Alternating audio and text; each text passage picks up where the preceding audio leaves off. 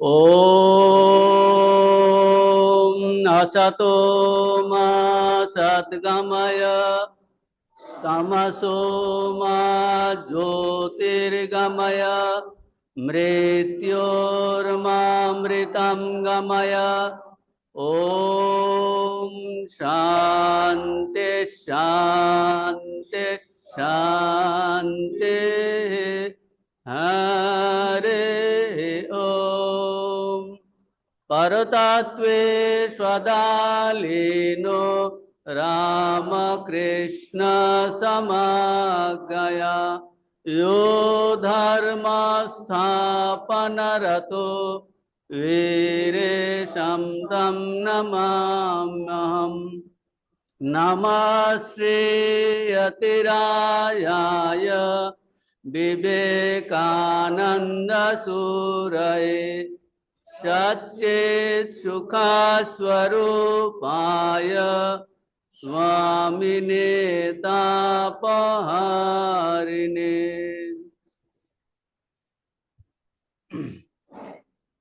गीता द्वादश अध्याय। मूकं करोति वाचालं पंगुं लंघयते गिरिं यत्कृपातमहं वन्दे परमानन्दमाधवम्। अथ द्वादशोऽध्यायः। अर्जुन उवाच एवं शततयुक्ताये भक्तास्तं पर्युपासते ये चाप्यक्षरमभक्तं तेषां के योगवित्तमाः। श्रीभगवानुवाच मय्यावेश्य मनो ये मां नित्ययुक्ता उपासते श्रद्धया परयोपेता ते मे युक्ततमामताः। ये त्वक्षरमनिर्देश्यम् अव्यक्तं पर्युपासते सर्वत्र गमचिन्तं च कूटस्थं अचलं ध्रुवम्। निम्नेन्द्रियग्रामं सर्वत्र समबुद्धयः ते प्राप्नुवन्ति मामेव सर्वभूतहिते रताः। क्लेशोऽधिकतरस्तेषाम् अव्यक्तासक्तचेतसाम् अव्यक्ता हि गतिर्दुःखं देहवद्भिरवाप्यते। ये तु सर्वाणि कर्माणि मयि सन्न्यस्य मत्पराः अनन्येनैव योगेन मां ध्यायन्त उपासते तेषामहं समुद्धर्ता मृत्यु संसारसागरात् भवामि न चिरात् पार्थ मय्यावेशितचेतसाम्। मय्येव मन आधत्स्व मयि बुद्धिं निवेशय निवशिष्यसि मय्येव अत ऊर्ध्वं न संशयः। अथ चित्तं समाधातुं नोषि मयि स्थिरम् अभ्यासयोगेन ततो मामिच्छाप्तुं धनञ्जय। अभ्यासेऽप्यसमर्थोऽसि मत्कर्म परमो भव मदर्थम् अपि कर्माणि कुर्वन् सिद्धिम् अवाप्स्यसि। अथैतदप्यशक्तोऽसि कर्तुं मद्योगमाश्रित सर्वकर्म फलत्यागं ततः कुरु यतात्मवान्। श्रेयो हि ज्ञानमभ्यासात् ज्ञानात् ध्यानं विशिष्यते ध्यानात् कर्म फलत्यागः त्यागाच्छान्तिरनन्तरम् अद्वेष्टा सर्वभूतानां मत्र करुण एव च निर्ममो निरहङ्कार समदुःख सुखक्षमी सन्तुष्ट सततं योगी यतात्मा दृढनिश्चयः मय्यर्पिता मनोबुद्धिर् तस्मै प्रियः यस्मान्नोद्विजते लोको लोकान्नोद्विजते च जः हर्षामर्षभयोद्वेगैर्मुक्तो यश च मे प्रियः अनपेक्षा शुचिर्दक्ष उदासीनो गतव्रतः सर्वारंभ परित्यागी यो मद्भक्तः स मे प्रियः यो न हृष्यति न द्वेष्टि न शोचति न कांक्षति शुभाशुभ परित्यागी भक्तिमान् स मे प्रियः समशत्रौ च मित्रे च मानापमानयोः शीतोष्ण सुखदुःखेषु समसङ्गविवर्जितः तुल्यनिन्दास्तुतिर्मौनी सन्तुष्टो येन केनचित् अनिकेता स्थिरमतिर्भक्तिमान् मे प्रियो नरः ये तु धर्मामृतमिदं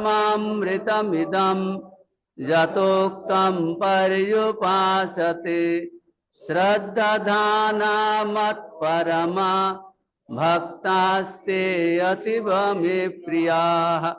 ओम तत्सदिति श्रीमद्भगवद्गीतासु उपनिषत्सु ब्रह्म विद्यायां योगशास्त्रे श्रीकृष्णार्जुन संवादे भक्ति योग नाम द्वादश अध्यायः।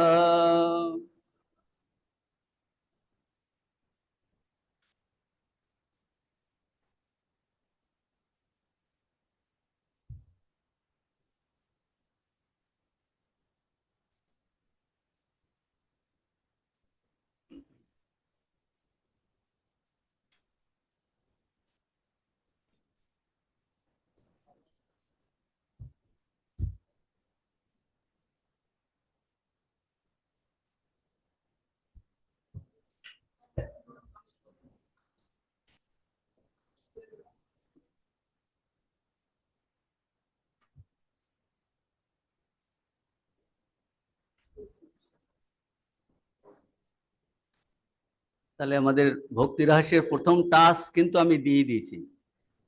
গীতার দ্বাদশ অধ্যায় সবার মুখস্থ চাই একদম। ওখানে ট্রাইবাল ছেলেদের এই অদ্দেশটা সর্বভূতানাম গীতা চ্যান্টিং কম্পিটিশন করেছে। একবার শুরু করলেই ও পরপর বলে যাবে। সবাই ডিভোটিরা অনেক বলে, মহারাজ আমরা তো কিছু গীতা জানি না, ওরা বাচ্চারা ট্রাইবাল বলে ওরা করছে, আমাদের এই লজ্জা লাগছে। রোজ করাতে করাতে করাতে করাতে মর্নিংয়ে রোজ করাচ্ছি তো পুরো মুখস্থ হয়ে গেছে। কম্পিটিশনে প্রাইজ পর্যন্ত পেয়েছে। হ্যাঁ, প্রাইজ পেয়েছে। তো সেই জন্য আপনারা অবশ্যই পারবেন, অবশ্যই পারবেন। সকালে উঠে প্রথমেই গীতা চ্যান্টিং করতে হবে। একদম ঘুম থেকে উঠলেই একদম দ্বাদশ অর্জুন বাচ, তারপর শ্রী ভগবান বাচ। হ্যাঁ, এটা আনকনসিয়াসলি ভিতরে যাবে, আর না করলে আপনার আর ভালো লাগবে না। এইরকম অবস্থাতে আসতে হবে। তাহলে আমাদের আলোচ্য বিষয় হলো স্বামীজির ভক্তি রহস্য। ভক্তি রহস্য তাহলে কি কি আলোচনা করেছি আমরা? ভক্তি রহস্যের স্বামীজির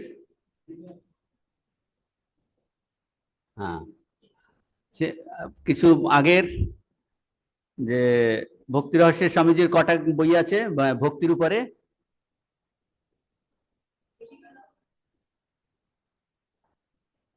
দুটো বই আছে ভক্তির উপরে, একটা হলো আর একটা এই ভক্তি রহস্য, ভক্তি যোগ, আর দুটোই বিষয় হলো সেম।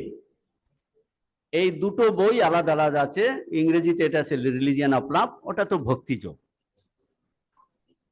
হ্যাঁ, এইটা কাদের জন্য করেছিলেন? বিগিনার্স, যারা প্রাথমিক শিক্ষার্থী। আমরা অ্যাডভান্স না আমরা প্রাথমিক? আমরা কিন্তু সবাই প্রাথমিক।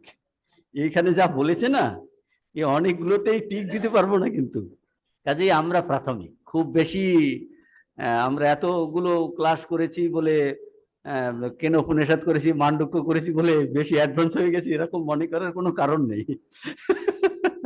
কাজেই আমরা প্রাথমিক, কিন্তু এত সুন্দর করে বলেছেন এখানটাতে। তাহলে ওই ভক্তি যোগে কিন্তু খুব পাণ্ডিত্যপূর্ণ অনেকগুলো লেখা স্বামীজি নিজে লিখেছেন, যেগুলো কিনা ওই যে কোথায় বেরিয়েছিল, ম্যাড্রাস থেকে, যে চেন্নাই থেকে, হ্যাঁ, সেই পত্রিকাতে, ব্রহ্মবাদীন পত্রিকা, হ্যাঁ ব্রহ্মবাদীন পত্রিকা, ব্রহ্মবাদীন পত্রিকা বেরিয়েছিল। আর তার সেকেন্ড অংশ হলো পরাভক্তি। আর এটাতে এই লেকচারগুলো দিয়েছিলেন ওই একই সময় 1896 নিউ ইয়র্কে 6টা লেকচার দিয়েছেন ফর দ্য বিগিনার্স। সেটা ভক্তি রহস্য, দি রিলিজিয়ান অফ লাভ।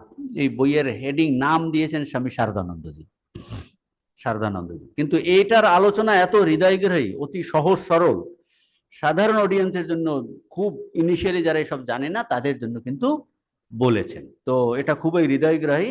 আর আমরা কি আলোচনা করেছিলাম, যেহেতু এটাও ভক্তি যোগেরই বিষয়ে, সেই জন্য যোগ, হোয়াট ইজ যোগ, কি ডেফিনেশন? তৎপ্রাপ্তি উপায়। হ্যাঁ, তৎপ্রাপ্তি হলে, তৎ মানে ঈশ্বর, তৎ মানে ব্রহ্ম, তৎ মানে পরমপদ, তৎ। তাহলে যোগা তৎপ্রাপ্তি উপায়, তৎপ্রাপ্তি উপায়। তাহলে এই সমস্ত যত ধরনের যোগ আছে, এগুলো হলো প্রাপ্তির উপায়, একটা মিনস কি হাইয়েস্ট গোলটাকে পৌঁছানোর জন্য, বা তাকে প্রাপ্তি করার জন্য, বা তার উপলব্ধি করার জন্য, তৎপ্রাপ্তি উপায়। এটা শঙ্করাচার্য এই ডেফিনেশন দিয়েছেন। আর লক্ষ্যটা কি? একাত্ম জ্ঞান। তারপর আমরা আলোচনা করেছিলাম, স্বামীজি কর্মযোগে আলোচনা করেছেন যে এই যে এতগুলো যোগ আছে, এইগুলোকে স্বামীজি ক্লাসিফাই করেছেন, শ্রেণী বিভাগ করেছেন। শ্রেণী বিভাগ করলে সুবিধা হয় আমাদের সাধারণ, আমরা তো সব ক্লাসিফাই করে বুঝতে চাই। হ্যাঁ, আজকে ভক্তি রহস্য ক্লাস অমুক নম্বর ক্লাসে হবে, অন্যটা অমুক নম্বর ক্লাসে হবে, তাই না? এগুলো ক্লাসিফাই করি, ক্লাস 1 2 যেমন। সেই রকম এতগুলো যোগ আমরা যাতে কনফিউজ যাতে না হই, সাধারণ অডিয়েন্সের জন্য এইগুলো স্বামীজি ক্লাসিফাই করেছেন, ক্লাসিফাই করে 4টেতে এনেছেন। এবং স্বামীজি বলেছেন এগুলো ওয়াটারটাইট কম্পার্টমেন্ট নয়, একটার সঙ্গে অন্যটার খুব মিল আছে, হ্যাঁ কারো কারো প্রবণতা বেশি সেটা। আর বলছেন এইগুলো এই ক্লাসিফিকেশনেরও একটা ভিত্তি আছে। কি ভিত্তি?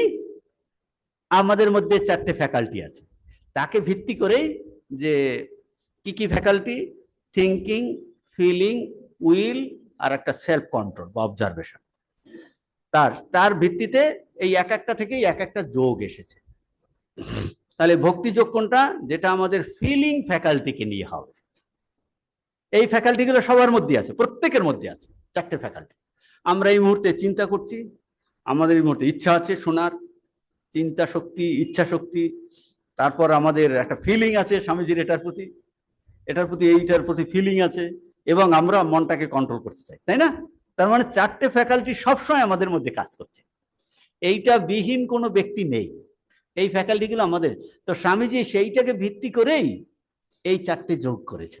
হ্যাঁ, যে এই অতগুলো যোগকে এইভাবে কিন্তু করা যায়। আর কি বলেছেন, যে এই ফিলিং ফ্যাকাল্টিকে, তা কিন্তু বর্তমানে ফিলিং ফ্যাকাল্টিটা কিরকম আছে? কালার্ড হয়ে আছে, অশুদ্ধ অবস্থাতে আছে। সেটাকে তাহলে এই ভক্তি যোগ কি করে? এইটাকে পরিশুদ্ধ করে কি করে চরম লক্ষ্যতে নিয়ে যাবে, পরম সত্তার সঙ্গে একাত্ম ভাব, এইটা হবে এর কাজ। এইটা। আর কি করে এই ফিলিং ফ্যাকাল্টিকে শুদ্ধ করা যায়? অ্যাকচুয়ালি বলছেন যে সেটাই এখানে বলবেন, যে এখন যে আমাদের এই ফিলিং ফ্যাকাল্টিটা কিসেতে আছে? কোনো ব্যক্তিতে, কোনো বস্তুতে, কোনো ব্যক্তি, এবং তার জন্য কি হচ্ছে আমাদের, কোনো ব্যক্তি বা বস্তু, সেই ব্যক্তি বস্তু পরিবর্তন হয়ে যাচ্ছে, বস্তুটাও পরিবর্তন হয়ে যাচ্ছে, সেই জন্য রিয়াকশন আসছে, তাই না? এই দেখলাম আছে, পরক্ষণেই নেই, তাই না? তো এখন এই ফিলিং ফ্যাকাল্টিটা এইরকম বিভিন্ন বস্তুতে আছে, ব্যক্তিতে আছে, এবং যে বস্তু আর ব্যক্তিতে আছে সেটা কিন্তু কন্টিনিউয়াস চেঞ্জ হয়ে যাচ্ছে, এটার ব্যাখ্যার অপেক্ষা রাখে না। কিন্তু তাতে কি হয়েছে, আমাদের একটা ডিসস্যাটিসফ্যাকশন আসছে, এখান থেকে আমাদের এই দুঃখ আসছে, বন্ধন আসছে এটার প্রতি থাকার জন্য। যদি এইটাকে এখন বলছে, এই যে ফিলিং ফ্যাকাল্টিটা, এই আবেগ শক্তি বাংলাতে, এই টানটাকে যদি দেওয়া যায়, এমন একজনের প্রতি দেওয়া যায় যেটা পরিবর্তন হবে না, বলছে এটা তখন চরম শিখরে পৌঁছে যাবে। বলছেন ভগবান হলেন প্রেম স্বরূপ, ভালোবাসার স্বরূপ। বলছে এই যে আমাদের আবেগ বা টান বা ভালোবাসা বা প্রীতি আছে, এটাকে যদি ভগবানে দেওয়া যায়, তখন এই ফিলিং প্যাটার্নটা তার ওর চরম শিকারে পৌঁছে যাবে। কিন্তু বস্তুতে দিলে, ব্যক্তিতে দিলে সেটা কখনো চরম শিকারে পৌঁছাতে পারছে না, কারণ ওই জিনিসটা পরিবর্তন হয়ে যাচ্ছে। কিছুদিন পরেই আমরা না, ছেড়ে দিলাম। কন্টিনিউয়াস উই আর চেঞ্জিং, আমাদের পারসেপশনে চেঞ্জ হচ্ছে, যাকে ভালো লাগছিল কিছুক্ষণ পরে আর তার ভালো লাগছে না। তো তাহলে বলছে সেটা তখন চরম শিখরে পৌঁছে যায়। আর আমরা এই ভিত্তিতে অনুবন্ধ চতুষ্টয় আলোচনা করেছিলাম, আমি তার ভিতরে আর যাচ্ছি না। অনুবন্ধ চতুষ্টয় যে কোনো শাস্ত্র পড়তে গেলে এই চারটা জিনিস আমাদের সব সময় দরকার। এটা ছাড়া আপনি, আমরা যে পড়াশোনা করি, যে স্কুলে কলেজে, সব সময়তে এই চারটা জিনিস দরকার। কে পড়বে, কি পড়বে, কেন পড়বে, কিভাবে পড়বে, কিভাবে পড়বে, কে, কি, কেন, কিভাবে। তো এই চারটে দিয়েই আমরা অনুবন্ধ চতুষ্টয়কে ভালো করে বুঝতে পারি, অনুবন্ধ চতুষ্টয়কে ভালো করে বুঝতে পারি। তো তাহলে অধিকারীকে বলবে, সেটা প্রয়োজন থেকেই। প্রয়োজনটা কি আমাদের? প্রয়োজন হলো আত্যন্তিক দুঃখ নিবৃত্তি, পরমানন্দের সম্প্রাপ্তি। প্রয়োজন হলো ভগবান লাভ, পূর্ণতা লাভ, আত্মজ্ঞান লাভ। তো তাহলে অধিকারী কি হবে? যার এই প্রয়োজনটা আছে সেই অধিকারী, যে মনে করি এইটাই শ্রেষ্ঠ জিনিস, আমি জীবনে এটা চাইছি, তাহলে সেই অধিকারী হবে, সেই অধিকারী হবে। আর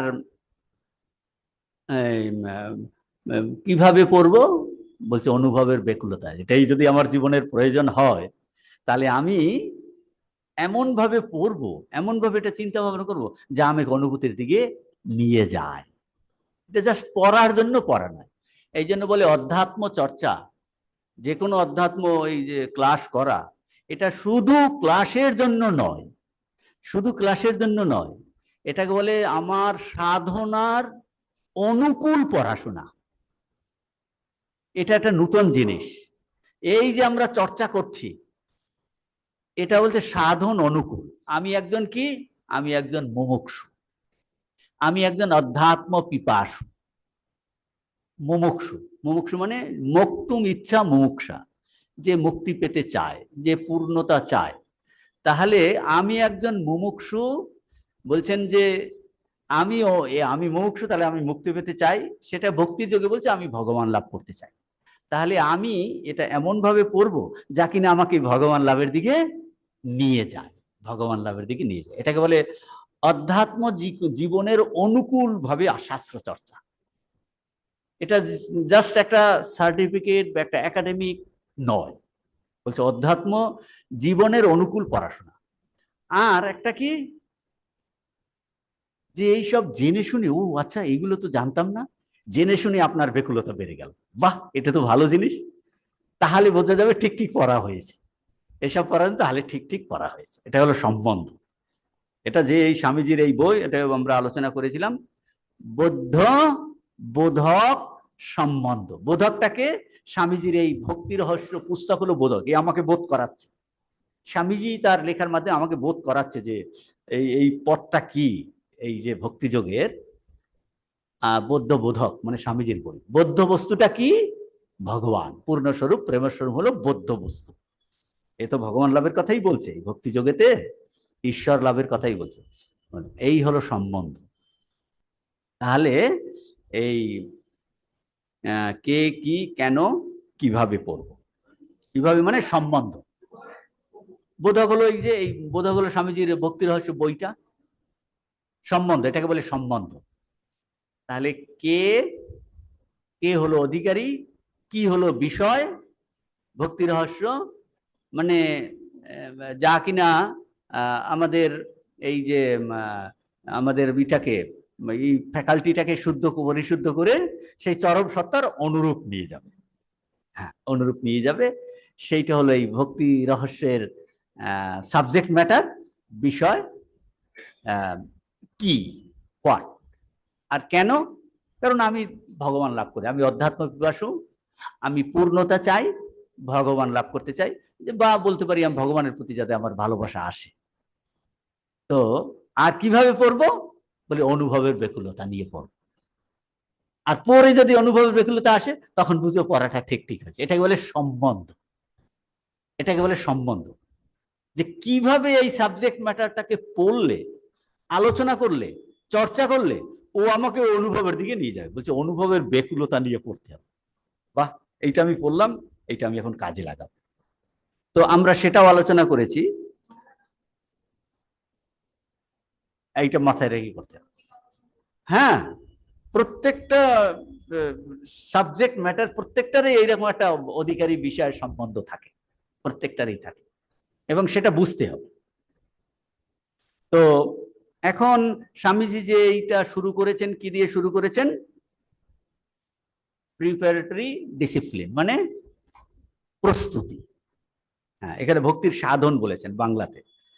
ডিসিপ্লিন মানে এই যে ভগবানের জন্য যে আমাদের বলছেন যে প্রীতি, ভগবানের জন্য টান, এখানে বলবেন যে এই ভগবানের জন্য ভালোবাসা বা টান, এইটা ফিল করতে হলে কিছুটা প্রস্তুতি দরকার, কিছু প্রস্তুতি, সেইটা হলো সাধন। সেটা হলো সাধন, যে ভক্তির সাধন দিয়ে স্বামীজি শুরু করেছেন যে ভগবানের প্রতি হৃদয়ের টান অনুভব করার জন্য প্রস্তুতি দরকার। আর যেহেতু আমরা বেশিরভাগই হলাম প্রাথমিক শিক্ষার্থী, আমরা জানি না, আমরা শিখতে চাই, অথচ আমাদের ইচ্ছা আমাদের ভক্তি হোক জীবনে, ভগবানের প্রতি ভালোবাসা আমরা যেন ফিল করি। ভগবানের প্রতি এসের জীবনীতে আছে না চৈতন্যদেবের, যে সবাই ভাবেতে তাদের অশ্রু বেরোচ্ছে, একজনের কিছুতেই কাঁদতে পারছে না ওর, অথচ তার ইচ্ছা যে ভগবানের নামে যদি আমি একটু কান্না করতে পারতাম। তো চৈতন্যদেব বুঝতে পেরেছেন, ওকে স্পর্শ করে দিল, তখন ও ঝোর ঝোর করে কান্নায়, ভগবানের জন্য কান্না করাটা। তো তখন স্বামীজি কি দিয়ে শুরু করেছেন? বিষ্ণু পুরাণ থেকে এই স্তোত্র দিয়ে শুরু করেছেন।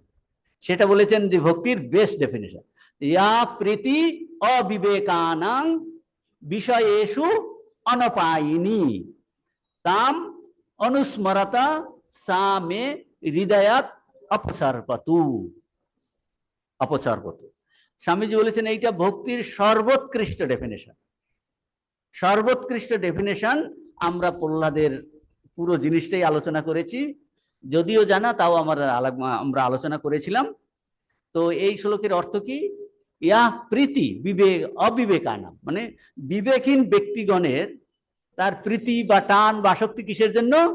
ইন্দ্রিয় ভোগ্য বিষয় সমূহের প্রতি যেমন তীব্র আকর্ষণ। ঠাকুর বলছেন না তিন ধরনের টান, বিষয়ের প্রতি, ওই এক্স্যাক্টলি ওই জিনিসটা বলছেন এখানে। বিষয়ের প্রতি যে টান, তিন টান এক হলে ভগবানকে পাওয়া যায়। তো বলছেন বিবেকহীন ব্যক্তিগণের ইন্দ্রিয়ভোগ্য বিষয় সমূহের যেরূপ প্রগাঢ় প্রীতি, প্রীতি বা টান বা আকর্ষণ বা ভালোবাসা, হে প্রভু, প্রহ্লাদ বলছেন, ভক্তরাজ প্রহ্লাদ, তোমার জন্য বেকুল আমার হৃদয়ে, বেকুল তোমার জন্য, তোমার জন্য বেকুল আমার হৃদয় থেকে সেই রকম প্রীতি যেন কখনো দূর না হয়, না অপসর্পতু, যেন দূর না হয়। অর্থাৎ কনস্ট্যান্ট যেন তোমার জন্য, আমার ভগবানের জন্য টান থাকে, যেমন ওর ওই রকম বিষয়ের জন্য টান, আমার জন্য সেই রকম ভগবানের জন্য টান হয়। স্বামীজি বলছেন this is the best definition of ভক্তি। তো এটার দ্বারা কি বোঝা যাচ্ছে? ভালোবাসা বা প্রীতি একটা ইউনিভার্সাল জিনিস। দেখুন এটার বিউটিটা বুঝুন। মানে হ্যাঁ, কি করে এলো দেখুন, উদাহরণ দিচ্ছে কাদের?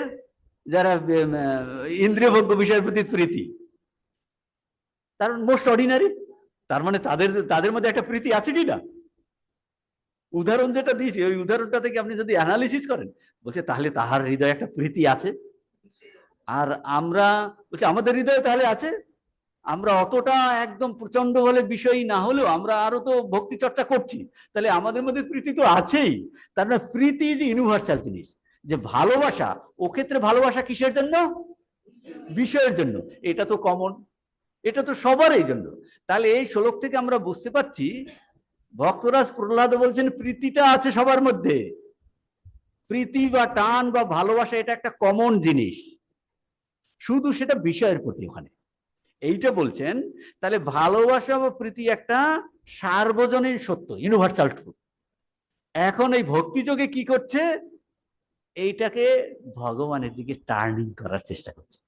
স্বামীজি বলেছেন এই যে প্রেম ভালোবাসা এটা সার্বভৌম ব্রত।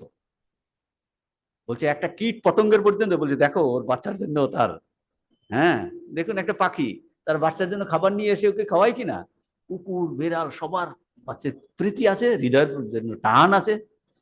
বলছেন এটা হলো ইউনিভার্সাল। তো বর্তমানে ওইটা কিসের প্রতি আছে? বিষয়বস্তুর প্রতি, ব্যক্তির প্রতি আছে। তো বিষয়বস্তুতে, ব্যক্তিতে, আত্মীয় স্বজনে আছে, কিন্তু এইগুলো সব কিন্তু চেঞ্জিং। দেখলেই বোঝা যাচ্ছে সমস্তটাই চেঞ্জিং, সমস্তটাই চেঞ্জিং, চেঞ্জিং হয়ে যাচ্ছে। সেই জন্য একটা হতাশার ভাব আসছে, আসছে না? এই কিছুদিন নিয়ে যাকে দেখলাম, এয়াম প্রেতে বিচিকিৎসা মনুষ্যে, বলছে যাকে নিয়ে দেখছিলাম এত ইমারত তৈরি হয়েছে এক্ষুনি নেই। বলছে তাহলে এত তার প্রতি টান আকর্ষণ ছিল, কিন্তু সে নেই। তো এটা কিন্তু আছে, তার জন্য একটা হতাশার ভাব আসে, হতাশার ভাব আসে। কাজেই এখন বলছে দেখো এই ভক্তিযোগের আচার্যরা ভেবেছেন যে আচ্ছা এই যে টান প্রীতির জন্য হতাশ আছে, এটাকে এমন কিছুর দিকে টার্নিং করা যায় যেটা হতাশা আসবে না। বলছে হ্যাঁ করা যাবে, যদি তার প্রীতির বস্তুটা এমন একটা বস্তু হয় যেটা পরিবর্তন হবে না, যেটা সবসময় থাকবে। বলছে এরকম বস্তু একমাত্র ভগবান আছে, যাতে কোনো পরিবর্তন দিন দিন আরো বাড়বে, প্রতীক্ষণ বর্ধনম, বাড়বে। বলছে এই বস্তু, বলছে সবার হৃদয়ের মধ্যে যে প্রীতি কোথায় দিলে কিভাবে দিলে তার সফলতা প্রাপ্ত হবে, বলছে এবং কোনো রিয়াকশন আসবে না। বাইরের বস্তু থেকে রিয়াকশন আসছে, ব্যক্তি থেকে রিয়াকশন আসছে, বলছে এইরকম একমাত্র বস্তু আছে ভগবান। যারা ভগবান উপলব্ধি করেছেন আমরা শাস্ত্রতে দেখি, বলছে এইরকম একমাত্র বস্তু আছে ভগবান, যাকে দিলে এই ভালোবাসা তাতে রিয়াকশনে আসবে না এবং হতাশার ভাব আসবে না, হতাশার ভাব আসবে না, ফ্রাস্ট্রেশন আসবে না। তো তিনি হলেন, সেই জন্য ভগবানকে বলেন তিনি সনাতন, নিত্য সনাতন, প্রেমময়, অবিনাশী তত্ত্ব। তো তাহলে মানুষের মধ্যে, আমাদের সবার মধ্যে বিদ্যমান ওই যে প্রীতি, ওই যে আকর্ষণ, ওই সেটা যদি আমরা ভগবানে দিতে পারি, নিত্য ভগবানকে দেওয়া যায়, তাহলে ওই প্রীতি বা টান তখন কি হবে? বলছে ওটা সর্বোচ্চ শিখরে পৌঁছে যাবে, সর্বোচ্চ শিখরে পৌঁছাবে। কিভাবে পৌঁছাবে?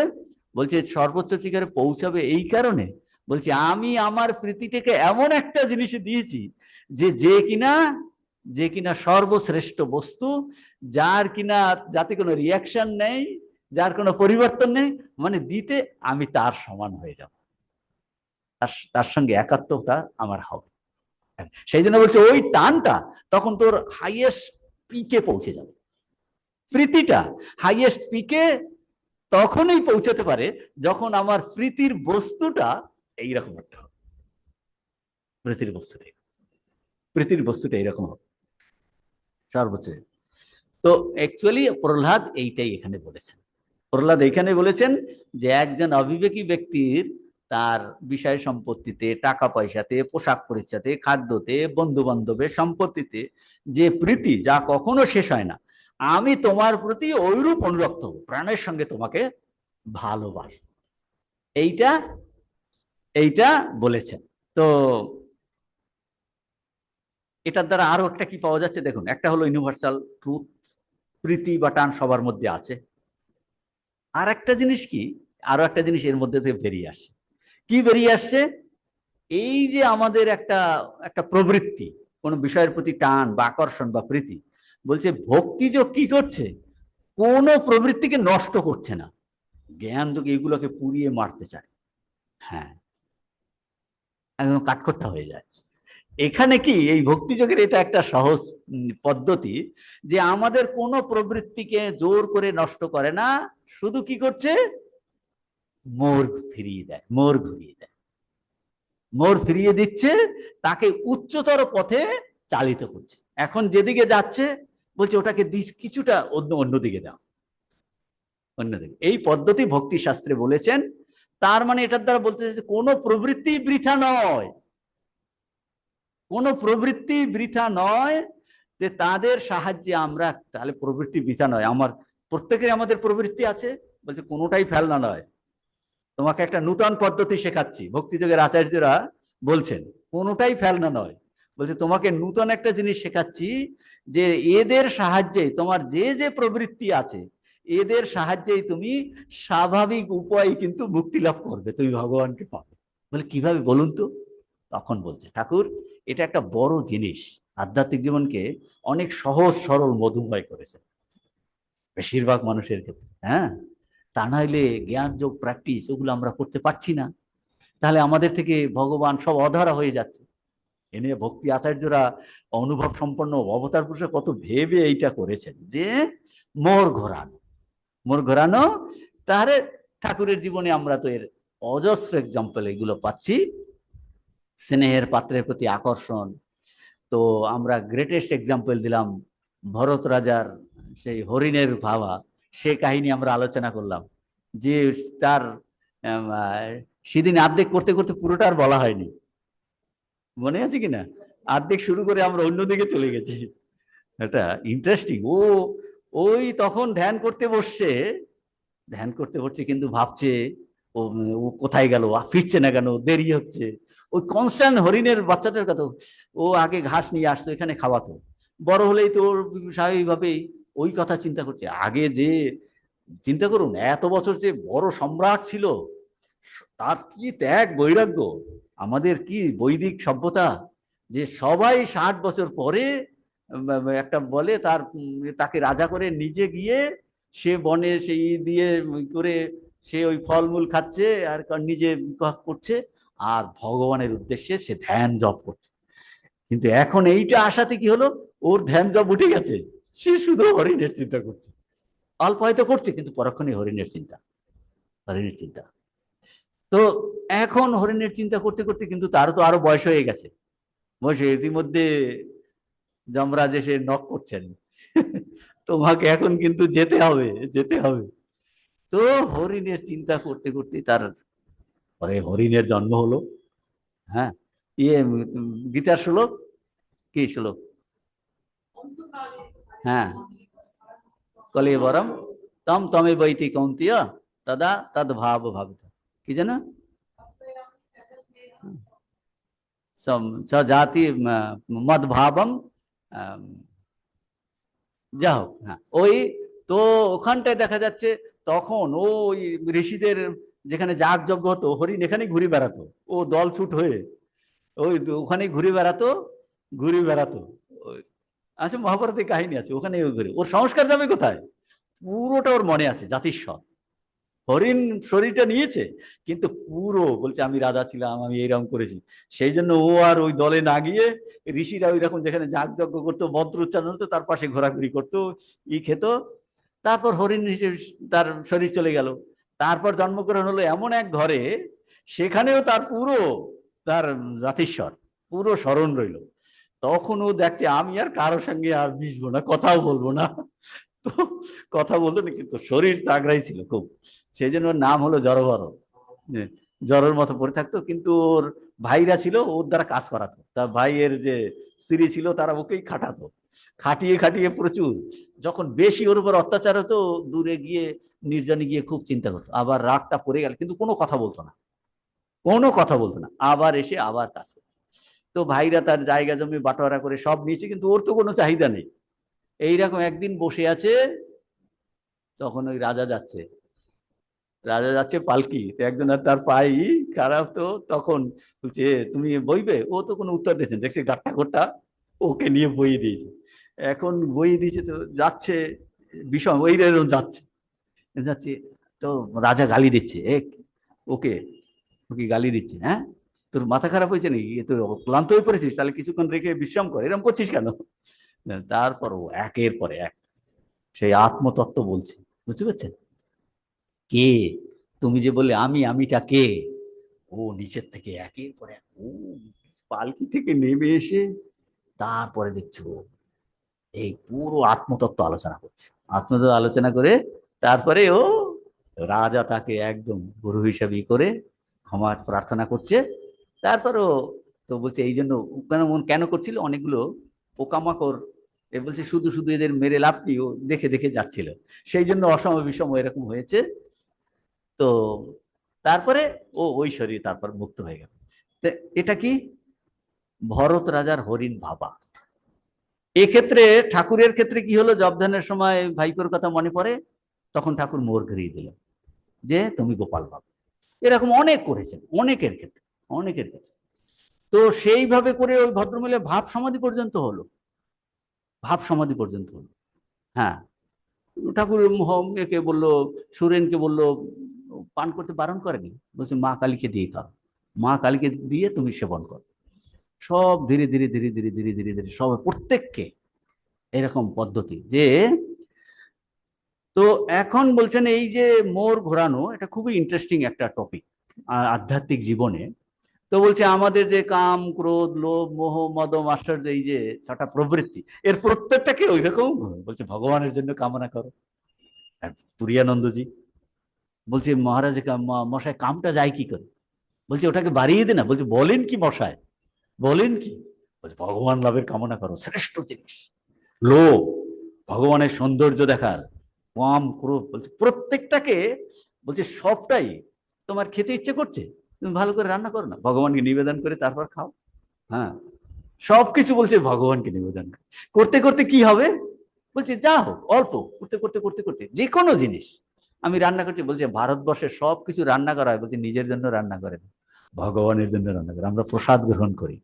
এই ছিল সিস্টেম, প্রসাদ। বলছে কেউ যজ্ঞাশিষ্ট সিনাশান্ত মুচ্চান্তে সার্বকিল বিষয়, সে নিজের জন্য রান্না, এগুলো আসবে এখানটায়, সব ভগবানের জন্য। বলছে এই যজ্ঞের অবশিষ্ট গ্রহণ করবে, যে ওইটা না দিয়ে গ্রহণ করে বলছে সে ইয়ে পচন্তি আত্মকারণা, সে বলছে সে কিন্তু বলছে সেই গ্রহণ করে পাপ গ্রহণ করছে, পাপ খাচ্ছে। তো এই ছিল যে মোর ঘুরানো সমস্তটাই ভগবানের প্রসাদ হিসাবে খাওয়া। হ্যাঁ, সব প্রসাদ হিসাবে। তো এই আমাদের মোর ঘুরিয়ে দিলেন।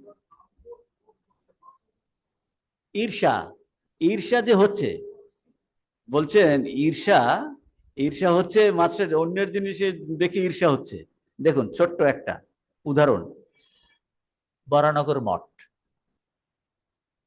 বরানগর মঠে তখন তো কত একের পরে এক ভুতুরে বাড়ি, তো জব ধ্যান করছে লাটু মহারাজ, ওর রাতে ঘুমাবে না, শুয়ে শুয়ে ধ্যান করবে। আর তো রোজ রাতে শুনে খট খট আওয়াজ হয়, শরৎ মহারাজের কি খট খট এটা করছে, খটখট আওয়াজ হয়, আবার বন্ধ হয়ে যায়, আবার কিছুক্ষণ পরে খট খট আওয়াজ, আবার কিছুক্ষণ পরে আবার এরকম করে খট। এই তো কিছু গন্ডগোল আছে। তার পরের দিন হেরিকেন কমিয়ে রেখেছে, কমিয়ে রেখে যেই খটখট আওয়াজ এরকম বাড়িয়ে দিয়েছে, দেখে ব্যাটা লাটু আমাদের ফাঁকি দিয়ে তুমি জবদান করছো, মানে এটাকে বলে গুড কম্পিটিশন। কি বলছি বুঝতে পেরেছেন? হ্যাঁ, এটা ঘুমোনোর ভান করছে, আসলে ঘুমোচ্ছে না, আমাদের ভালো করে জবদান করতে হবে, ইন্সপিরেশন পাচ্ছে। বুঝতে পারছেন? বলছি ঈর্ষা হচ্ছে অন্যের জিনিসে দেখে, বুঝতে পারছেন কিনা? বলছে দেখো ঈর্ষা যদি করতেই হয় তো এর কি ভগবত ভক্তি, আমার এরকম ভগবত ভক্তি হবে না। ই বলছে প্রত্যেকটাকেই ভগবানের টার্নিং করতে বলছে। বলছি কম্পিটিশন যদি করতে হয় এইভাবে কম্পিটিশন করো, ও যোগদান করছে আমি করবো, ভালো জিনিসকে নিয়ে কম্পিটিশন করো। গীতা মুখস্থ করছে, ও বলে দিয়েছে আমিও গীতা মুখস্থ করবো, আমিও গীতা মুখস্থ করবো। তো বলছে প্রত্যেকটা জিনিসকে এইভাবে টার্নিং করতে বলছে, বলে এগুলো আছে, তাহলে একদিনে কি হয়ে যাবে? আরে এক জায়গায় না এক জায়গায় শুরু তো করতে হবে, ধীরে ধীরে ধীরে ধীরে ধীরে ধীরে। তার মানে আমাদের কোন প্রবৃত্তিটাকে নষ্ট করতে বলেন, খাও না, ভগবানকে নিবেদন করে খাও, ভালো জিনিস তৈরি করো, ভালো জিনিস তৈরি করো। তো প্রত্যেকটা প্রবৃত্তিকে এইভাবে টার্নিং করতে বলছে। ভগবানের সৌন্দর্যকে দেওয়ার লোভ করো, তোমার সৌন্দর্য। তো সেখান থেকে কত আর্ট কালচার বেরিয়েছে না? হ্যাঁ, তো এটাও আমরা আলোচনা করেছিলাম। হুম। তো এখন বলছেন যে স্বামীজি বলছিলেন যে আমরা তো বর্তমানে আমাদের মন ইন্দ্রিয় বিষয়ে যায়, তাতে তো আমরা ভগবানের প্রীতি অনুভব করি না। কেন ইন্দ্রিয় বিষয়ে কেন প্রীতি অনুভব করছি? বলছে স্বামী নিজেই উত্তর দিয়েছেন, এগুলো খুব সূক্ষ্ম। বলছে যে জিনিসটা সত্য বলে আমাদের মনে হয় সেইটার প্রতি আমরা প্রীতি অনুভব করি। এখন বিষয়বস্তু আমাদের কাছে সত্য, সেই জন্য প্রীতি, তাতে প্রীতি। তাহলে কি করব, ভগবান আমাদেরকে সত্য নয়? বলছে সেই জন্য আমাদের মহাপুরুষদের কাছে যেতে হবে, তাদের প্রতি যদি শ্রদ্ধা ভালোবাসা ভক্তি থাকে। বলছে আর শাস্ত্রের প্রতি না, শাস্ত্রে তো এটা বলেছে, আমার গুরু এইটা বলেছে, তাদের জীবন দেখে তখন এই অতীন্দ্রিয় বস্তুর প্রতি আকর্ষণ হয়, ভালোবাসা হয়। তাদের জীবনী পড়লে ও তাহলে অতীন্দ্রিয় বস্তু একটা আছে, এটা এইভাবে হতে পারে, এইটার প্রতি তখন শ্রদ্ধা ভালোবাসা আসে। বলছে সেই দিয়ে জীবন শুরু করতে হয়, যেটা করতে হয়। তো ঈশ্বরের প্রতি এই যে প্রীতি বা টান করার জন্য কি করতে হবে বলুন, তার জীবনে পড়লাম। এখন ভক্তি আচার্যরা যারা প্রেসক্রাইব করেছেন, শ্রেষ্ঠ ভক্তি আচার্য হলেন রামানুজাচার্য। স্বামীজি ওইটা নিয়েছেন, কারণ বলছে কাদের জন্য? যারা প্রাথমিক শিক্ষার্থী, তার কথা স্বামীজি এটা বলছেন যে রামানুজাচার্য এই যে প্রীতি বা টান অনুভব, বলছে প্রীতি বা টান আছে আমাদের মধ্যে, সেটা কি করে ভগবানের দিকে যাবে? বলছে ওটা চাপা পড়ে আছে, ভক্তি আমাদের আছে, প্রীতি আছে, সেটা ভগবানের দিকে টার্নিং করার জন্য বলছেন কিছু প্রিলিমিনারি প্রস্তুতি দরকার। সেই প্রস্তুতির জন্য এই আলোচনা করছেন রামানুজাচার্য, যেটা খুব এফেক্টিভ, খুব ভালো জিনিস। যে কিছু সাধন, নিয়ম নিষ্ঠা, এই উপায় সমূহের কথা বলছেন, যেগুলো খুবই কার্যকারী, খুবই হিতকারী। এইটাকে এই সাধনের কথা বলছেন। কি কি সাধনের কথা বলছেন? 1 নম্বরে বলছেন বিবেক, 2 নম্বরে বলছেন বিমোখ, 3 নম্বরে বলছেন অভ্যাস, 4 নম্বরে বলছেন ক্রিয়া, 5 নম্বরে বলছেন কল্যাণ, 6 নম্বরে বলছেন অনবসাদ, 7 নম্বর বলছেন অনুদ্ধর্ষ। এটা বলেছেন রামানুজাচার্য। এখন এক একটা ধরে, এটাই আমাদের কিন্তু একটা টপিক হয়ে যেতে পারে কিসের? ধ্যানের। আমরা জপ ধ্যান করি, জপ করলেন, তারপরে চিন্তা করলেন আচ্ছা ভক্তি যোগে স্বামীজি কি বলেছে, এইটা শুনে এটা বলে চর্চা। স্বামীজি তুরীয়ানন্দজি করতেন, যে জিনিস পড়াশোনা হলো সেইটা আর একজনকে বলছেন, বলছে এইটা করলে ওটা তোমার মনে গেঁথে যাবে। স্বামীজির এরকম করতেন। স্বামীজির স্বামীজির যা ব্রেইন, কত পড়ে ও গুরু ভাইদের বলতেন। গুরু ভাইদের তারা অত পড়তে পারছে না, আমরা অত পড়তে পারছি না, একজনের কাছে শুনলে ওটা বলছে ওটাও তারও গেঁথে যেত। স্বামীজি বলছেন এইটা কবি, এটা চর্চা বলতেন, চর্চা। অন্যদের তুমি এটা এটা নিজে নিজে চর্চা কিভাবে? ধ্যানের সময়, যে দিস ইজ দ্য টপিক, ভক্তি রহস্য। ভক্তি রহস্যে স্বামীজি কি আলোচনা করেছে দেখেন, পুরো ব্যাপারটা। এইটা এই জন্য সিনপসিস আলোচনা করতে হয়, পুরো ব্যাপারটা আপনার মাথায় পরপর পরপর পরপর পরপর আসবে। দেখবেন কোথা থেকে 8 ঘন্টা 45 মিনিট আপনার কেটে যাবে, অথচ খুব ভালো লাগবে, খুব ভালো লীলা চিন্তা। হ্যাঁ, this should B A topic for meditation, topic for meditation. হ্যাঁ, আমরা তো আন্তাবৃ জিনিসে ঠাকুরের নাম জপ তো করবোই, তারপরও এটা নিয়ে আপনি চিন্তা ভাবনা করবেন, ভক্তিটা কি, আমার কোথায় লেখো না। তো বিবেক, বিবেক কি? সাধারণ বিবেক হলো নিত্যানিত্য বস্তু বিবেক, বেদান্ত। রামানুজাচার্যের বিবেক কি বলেছেন? খাদ্য খাদ্য বিচার। তাহলে বলছেন যে খাদ্য খাদ্য বিচার করে তার দোষ পরিহার করা, দোষ পরিহার, এইটা হলো বিবেক। তাহলে দোষ কি কি আলোচনা করেছেন, যে ভুক্ত খাদ্যের সঙ্গেই, কারণ বলছেন এই যে কোনো খাবার আমরা গ্রহণ করছি, এর সঙ্গে আমাদের মনের অত্যন্ত যোগাযোগ। এই মনের সঙ্গে দেহের অ্যাকচুয়ালি কোনো তফাৎ নাই, কারণ যা আমরা গ্রহণ করছি সেটা থেকেই এই মনটা তৈরি। যে মন নিয়ে আমরা এখন ক্লাস শুনছি, যে মন নিয়ে আমি কথা বলছি আপনি শুনছেন, বলছে এই এই মনটা তৈরি হয়েছে কি? খাবার দিয়েই তৈরি হয়েছে। কাজেই খাবারের গুণাবলীর উপর মনের কনস্ট্রাকশনটা ডিপেন্ড করে। হ্যাঁ, মনের কনস্ট্রাকশনটা ডিপেন্ড করে। এ বলছে এ আর ব্যাখ্যার প্রয়োজন নাই, ঝাল খাবার খান, প্রচন্ড প্রচন্ড গ্যাস হচ্ছে, ভাল লাগছে না, ক্লাসে যাব না। অন্য প্রচুর পোস্ত খেলেন, পোস্ত আর ঘুম পাচ্ছে ক্লাসে। হ্যাঁ, হ্যাঁ না, প্রচুর পোস্ত খান, আপনি পোস্ত খেলেই ঘুম পাবেন। এই যে কলাইয়ের ডাল পোস্ত ভালো করে খান, আর দুপুরবেলা ক্লাস, ঘুম পাবে না? ওটা নেচারেই তামস। হ্যাঁ, তার মানে খাদ্যের উপর প্রভাব আপনার মনটাকে একদম চিবিয়ে দিচ্ছে, তাই না? তাহলে খাওয়ার এত প্রভাব, হ্যাঁ, এত খাওয়ার প্রভাব। তো সেইটা বলছে, তাহলে রামানুজাচার্যের মধ্যে ভক্তি লাভ করতে হলে খাদ্যের ত্রিবিধ দোষ পরিহার করে খাবার গ্রহণ করতে হবে। তার জন্য বলেছেন জাতি দোষ, নিমিত্ত দোষ, আশ্রয় দোষ। এগুলো আমরা আলোচনা করেছি, জাতি দোষ, নিমিত্ত দোষ, আশ্রয় দোষ। এইটা বলছেন। হ্যাঁ, আশ্রয় দোষটা, আশ্রয় দোষ যার থেকে খাবারটা আসছে, হ্যাঁ, খুব সূক্ষ্ম, এটা আমরা বুঝতে পারি না। এটা বুঝতে হয়, এইটা ভারতবর্ষে এইটা নিয়ে বেশি ক্যারিকেচার হয়ে গেছে। স্বামীজি এটাকে এই খুব বলছে, যেটা তুমি বুঝতে পারো না সেটা নিয়ে অত ভাবছো কেন? যে দুটো ভালো বুঝতে পারো সেইটা করো অন্তত। বলে সেদিকে আমাদের নজর নাই, যেটা ভালো বুঝতে পারি না সেদিকটা। এটা কাস্টিজমের মধ্যে ঢুকে গেছে, এ কাস্টের লোক অন্য খাবে না, ওকে স্পর্শ করবে না, এটা খাবে না, ওটা খাবে না, অমুকের ছোঁয়া খাবে না। কিন্তু এটা যে নেই তা নয়, এটা আছে, কম বেশি আমরা বুঝতে পারি। আপনি একজন লোক দেখুন, একটা দোকানে ঢুকলেন, দেখলেই মনে হচ্ছে না এই লোকটা সুবিধার নয়, খাবো না, বরং না খেয়ে থাকবো। আমরা যে একদম বুঝি না তা নয়, কিছু কিছু পারসেপশন আমাদেরও আছে, বুঝতে পারছেন কিনা?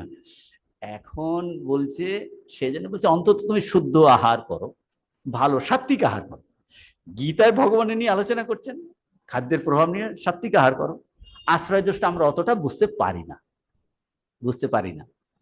তো কিন্তু এটা তো অবশ্যই আছে, শুদ্ধ পরিশুদ্ধ ভাবে মনটা যাদের শুদ্ধ পরিদৃষ্ট, বলছে সেই খাবার, বলছে খেয়েই, বলে বলরামের খাবার পেটে মুখে দিলেই হজম হয়ে যায়।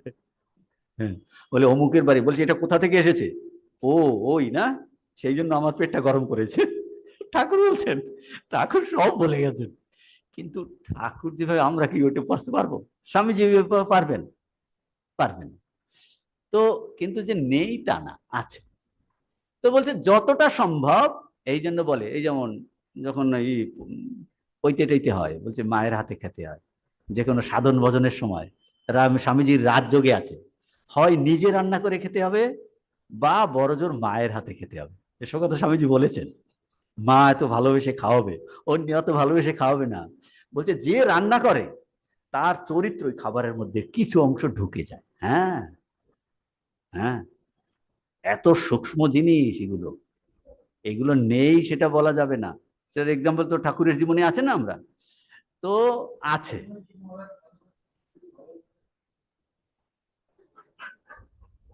হ্যাঁ,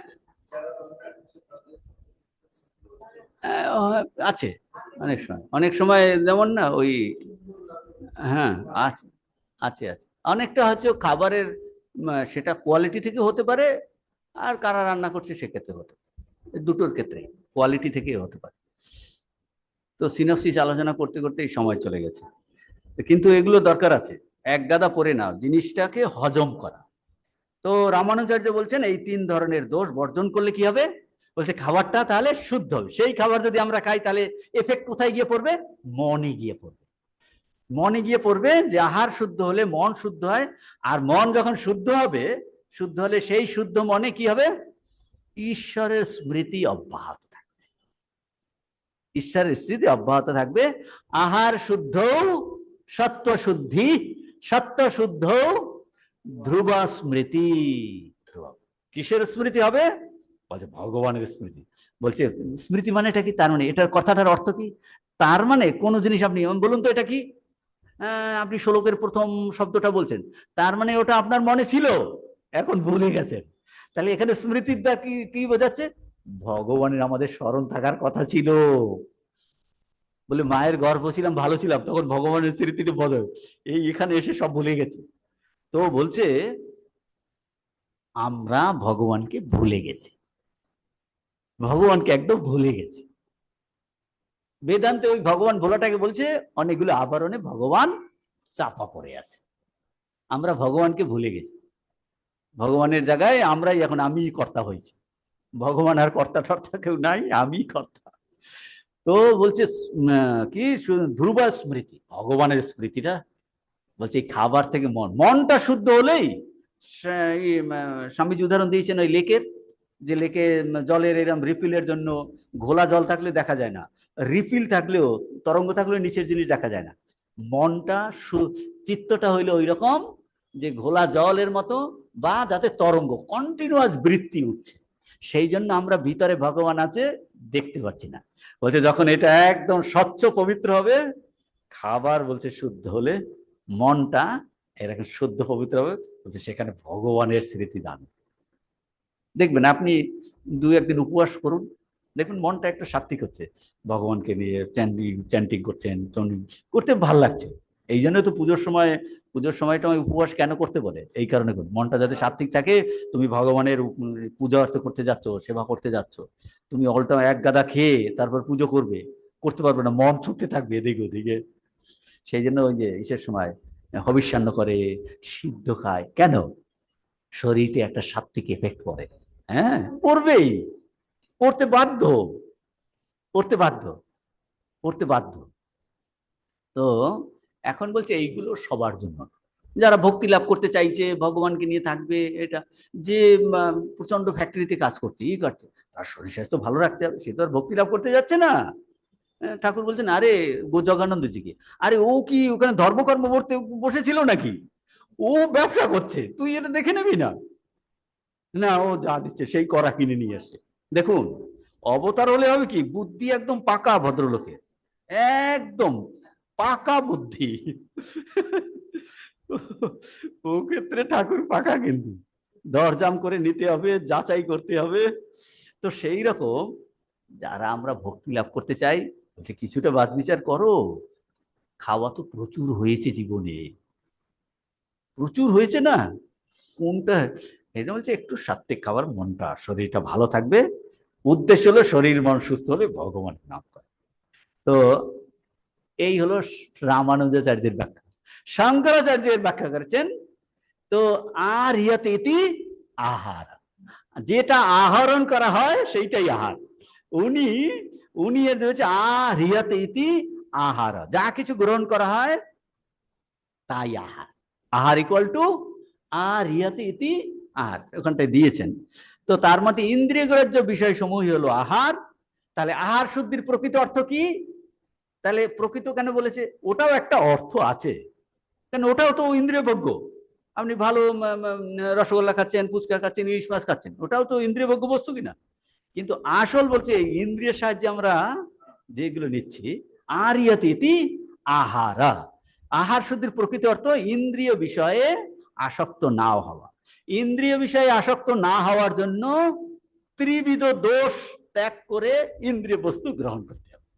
আপনি দৃশ্য দেখছেন, শব্দ, স্পর্শ, রূপ, রসগন্ধ, এগুলো ইন্দ্রিয়ভোগ্য বস্তু, এইগুলো তিনটে দোষ বর্জন করে গ্রহণ করতে হবে। তিনটা দোষ কি? রাগ, দেশ, মোহ। গত ক্লাসে আমাদের এইগুলো আলোচনা হয়েছে। দোষ বর্জিত হয়ে ইন্দ্রিয় বিষয়সমূহ গ্রহণ করলেই আহার শুদ্ধি হবে। আর এই আহার শুদ্ধি হলে সত্য শুদ্ধি হবে, এবং মন তখন রাগ, দেশ, মোহ বর্জিত হয়ে চিন্তা করতে পারবে। বলে আমরা এখন কিভাবে চিন্তা করছি? প্রত্যেকটা চিন্তার সঙ্গে রাগ, দেশ, মোহ আছে। আপনি একজন এখানে যাচ্ছেন, একজন লোককে দেখলেন, সেদিন আপনার সঙ্গে একটু তর্ক হয়েছিল, সঙ্গে সঙ্গে আপনার মনটা কালার্ড হয়ে গেল, ওর সঙ্গে কথাই বলবো না, তাড়াতাড়ি আপনি হেঁটে চলে যাচ্ছেন। তার মানে আমি সেই ব্যক্তিকে এটা রাগ দৃষ্টিতে, মানে দেশ দিয়ে দেখছি, বলছি এটা একটা দোষ। এইটা বর্জিত হয়ে ইন্দ্রিয় গ্রাহ্য বস্তুগুলো যদি, বস্তুগুলো নিতে বারণ করেনি, মানে ইন্দ্রিয়কে মারতে বলেনি, কিন্তু ইন্দ্রিয়কে মারতে বলে, বলছি ইন্দ্রিয়গুলো ব্যবহার করো। কিন্তু রাগ দেশ বলছে, তাহলে রাগটা কি, আসক্তিটা কি, দেশটা কি, মোহটা কি জানতে হবে। স্বামীজি সব বলছেন সংক্ষেপে এখানে। শঙ্করাচার্য বলছেন এইগুলো বর্জিত ইন্দ্রিয়গুলো বস্তু গ্রহণ করলে তাহলে শুদ্ধ হবে, তাহলে রাগ দেশ বর্জিত হয়ে চিন্তা করতে পারবো। আমরা চিন্তা যে করছি রাগ দেশ মোহ যুক্ত হয়ে করছি, বলছে এইটা তুমি এখন খেয়াল রাখো, এইটাকে বলে রাগ, এটাকে বলে দেশ, এটাকে বলে মোহ। এইটা যদি বর্জিত হয়ে চিন্তা করতে পারি, সেই শুদ্ধ মনে সর্বদা ঈশ্বরের স্মরণ মনন চলতে থাকবে। দেখুন, তাহলে এটা সাবজেক্ট অফ মেডিটেশন। তাহলে বুঝতে হবে আমার মনে কার প্রতি রাগ আছে, কার প্রতি দেশ আছে, কার প্রতি মোহ আছে, কোন কোন জিনিস আমি মোহগ্রস্ত হয়ে পড়ছি। এটা একদিনে যাবে না। অন্তত স্বামীজির এইগুলো পড়ে কি হয়, ও আমরা একটা ধাক্কা খাচ্ছি, ও আচ্ছা আচ্ছা, তাহলে আমার তো রাগ আছে, আমার আসক্তি আছে, আমার মোহ আছে, অন্তত বুঝতে পারি এটা যাতে কিছুটা কমে। কমে একবারেই আমরা মহাপুরুষ বলছেন। মহাপুরুষ কখনো মহাপুরুষ হয়, মহাপুরুষ জন্মায় না, এক্সেপশন তৈরি হয়। হ্যাঁ, মানে ধীরে ধীরে ধীরে ধীরে শনৈ শনৈ করতে করতে করতে করতে তাহলে আমার এই দোষগুলো আসে। প্রথমে ডাক্তারকে দেখালে সে তো প্রথমেই ওষুধ দেয় না, সে কিন্তু প্রেসক্রিপশন লেখে তুমি এই টেস্ট করো। তাহলে প্রথমে বুঝতে হবে আমার এই খাদ্যের প্রতি রাজসিক তামসিক খাবারের আকর্ষণ আছে, বা রাগ দেশ যুক্ত হয়ে আমি দেখছি, সেইটা কমানো। It is a subject of meditation. কোথায় কোথায় আমার দোষ আছে, এইভাবে এটাকে বলে অধ্যাত্ম জীবনের অনুকূল ভাবে পড়া। শুধু পড়া নয়, মানে এইটা দিয়েই আমার নিজেকে আমি অ্যানালিসিস করব। আমি কোন কোন জিনিসে আমার বেশি আসক্তি আছে, কোন কোন জিনিসে আমি মোহগ্রস্ত হয়ে পড়েছি, কোন কোন জিনিসে বিদ্বেষ আসছে, কোনটার প্রতি আমার খাবার প্রতি বারবার খেতে চাই অথচ আমার শরীরকে নিচ্ছে না। কমাও ওগুলো, বিচার করলে করলে না, কারণ আমি ঠাকুরকে ভালোবাসি, ভগবান লাভ জীবনের উদ্দেশ্য। ওইটা যদি ফিক্স থাকে তাহলে এইগুলো অটোমেটিক্যালি কম পড়বে। ঠাকুর বলেছেন পূর্ব দিকে তুমি যত যাবে পশ্চিম, যে ওইটা যদি লক্ষ্য হয় তখন এগুলো অটোমেটিক্যালি আমাদের কিন্তু কম পড়তে বাধ্য। আগের মতো আপনি আর হইহুট্টগোল এনা টেনা, এই টিভি দেখা, সিরিয়াল দেখা, অমুক দেখা, এগুলোতে আগ্রহ থাকবে না। এগুলো আলুনি মনে হবে, আলুনি মনে হবে। এটাকে বলে অধ্যাত্ম শাস্ত্র। এই অধ্যাত্ম জীবনের উপযোগী ভাবে শাস্ত্রকে অধ্যয়ন, এটা একটা নতুন জিনিস, জাস্ট পড়ার জন্য পড়া নয়। আমরা সিনপসিস আলোচনা করলাম, এরপরে আসছে কি, শুধু আমরা শেষ করব যে বিমোখ। স্বামীজি লাস্টে বলেছেন যে, লাস্টে বলেছেন মানে এই যে, হ্যাঁ এরপর আসছে, ও ওই জিনিসটা বলা হয়নি যে অনেকেই বলবেন হ্যাঁ শঙ্করাচার্যের ব্যাখ্যাই শ্রেষ্ঠ ব্যাখ্যা। বলছে সেটা ঠিকই, কিন্তু আমাদের স্বামীজি দুটো কম্বাইন করতে বলেছেন। বলছে তো খাবার দিকেও লক্ষ্য রাখতে হবে, আর শুধু খাবার দিকে লক্ষ্য এদিকে আছে, বুঝতে পারছেন? শুধু খাবার দিকে লক্ষ্য, ওদিকে অন্যকে এত রাগ দেশ বিদ্বেষ হিংসা এসে করবে, ওদিকে কোনো লক্ষ্যই নেই। বলছে তাহলে তুমি সাত্বিক খাবার খেলে তাহলে কি হলো? তো মীরাবাই গানে বলছে না, হ্যাঁ পাথর পুষনে সে মাই পুজু, তারপর ই শাক পাতা, একের পরে গানটাতে আছে না, হ্যাঁ শাক পাতা খেলেই যদি লাভ হয়, অমুক লাভ হয়। তার মানে কি প্রাথমিক স্তরে বলছে দুটোই করতে হবে, দুটো কম্বাইন্ডের কথা স্বামীজি বলছেন। এক লাফে কিন্তু আমরা উপরে উঠতে পারবো না, সেই জন্য ধীরে ধীরে তার কথা বলছেন। একটা স্টেজের পরে এইগুলো বেশি এফেক্ট করে না, কিন্তু সেই স্টেজ সবার আসেনি। কাজেই কিছুটা বাছ বিচার তো জীবনে অবশ্যই করতে হয়, জীবিতে বাছ বিচার তো অবশ্যই করতে হয়। তো তারপরে সাধন বলেছিলেন, প্রথমে বললেন বিবেক, বিবেকের পরে বিবেক, তারপর বলছেন বিমোখ। বিমোখ শব্দের অর্থ হলো বাসনার দাসত্ব মোচন। যিনি বলছেন ভগবানের প্রতি ভালোবাসা চান, সর্বপ্রকার বাসনা ত্যাগ করতে। এখন এটাও একদিনে যাবে না, একদিনে যাবে না, ধীরে ধীরে। বলছে ভগবানকে, বলছে ঈশ্বরের প্রতি আর কিছুই কামনা করিও না। এই জগৎ কি করে এগুলো বলবো কামনা করবো না? বলছে জগৎটা তোমার লক্ষ্য নয়, এটা একটা উপায়, যা কিছু সব উপায়, যতটুকু এগুলো আমাকে সাহায্য করে ততটুকুই ভালো। আমরা সর্বদাই ভুলিয়া যাই, এই যে এই জিনিসগুলো আমাদের জানা দরকার নিজেকে বোঝানোর জন্য। আমরা সর্বদাই ভুলিয়া যাই যে এই জগৎ আমাদের উদ্দেশ্য নয়, এটি উদ্দেশ্য লাভের একটা উপায় মাত্র। মানে এই জগৎ, এই জীবন, এই শরীর যে আমরা পেয়েছি, এটা কিন্তু একটা শ্রেষ্ঠ উদ্দেশ্য লাভের উপায় মাত্র। উপায়, জগৎটা একটা উপায় মাত্র। যদি এই জগৎ আমাদের চরম লক্ষ্য হইতো, তবে বলছে এই দেহেতেই আমরা অমরত্ব লাভ করিতাম, তাহা কখনো আর মরতাম না। কিন্তু দেখেছি প্রতি মুহূর্তেই আমাদের চতুর্দিকে লোক মরিতেছে, তথাপি মূর্খতাবশত ভাবিতেছি আমরা কখনো মরিব না। তো আমরা কখনো মরিব না, তার কথা বলছেন, এই ভাব পরিত্যাগ করিতে হইবে, এই ভাব পরিত্যাগ। তো এই জগৎ যতক্ষণ আমাদের পূর্ণতা লাভের উপায় স্বরূপ হয় ততক্ষণই ভালো, আর যখন ইহার দ্বারা সেই উদ্দেশ্য সিদ্ধ হয় না তখন ইহা মন্দ। মন্দ বই আর কিছু। দেখুন ভালো মন্দের ডেফিনেশন দিচ্ছেন স্বামীজি, বলছে এই জিনিসটা আমাকে ভগবান লাভে সহায়তা করছে, বলছে তাহলে এটা ভালো, এর সহায়তা করছে না মন্দ।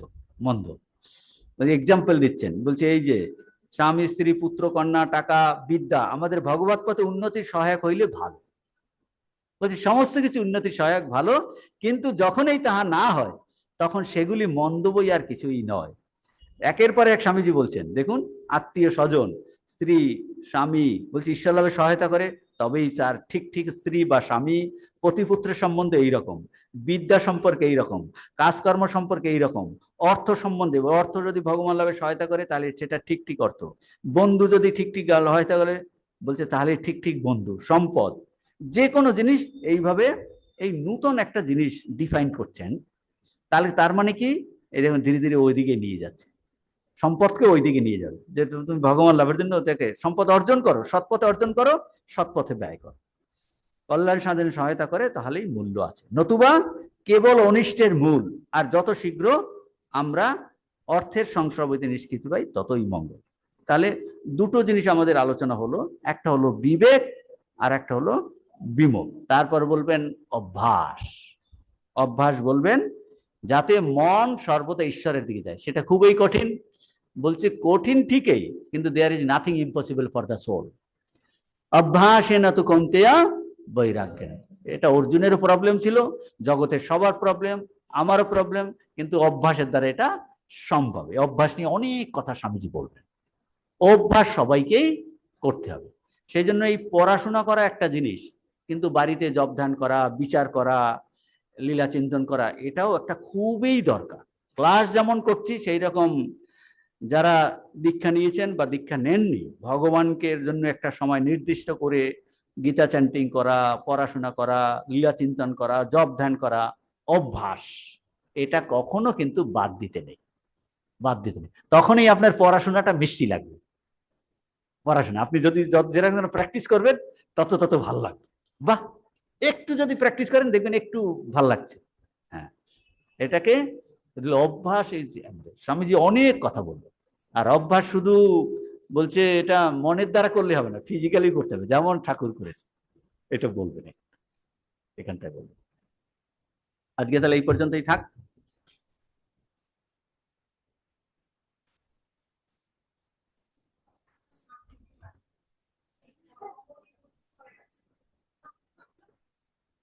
ও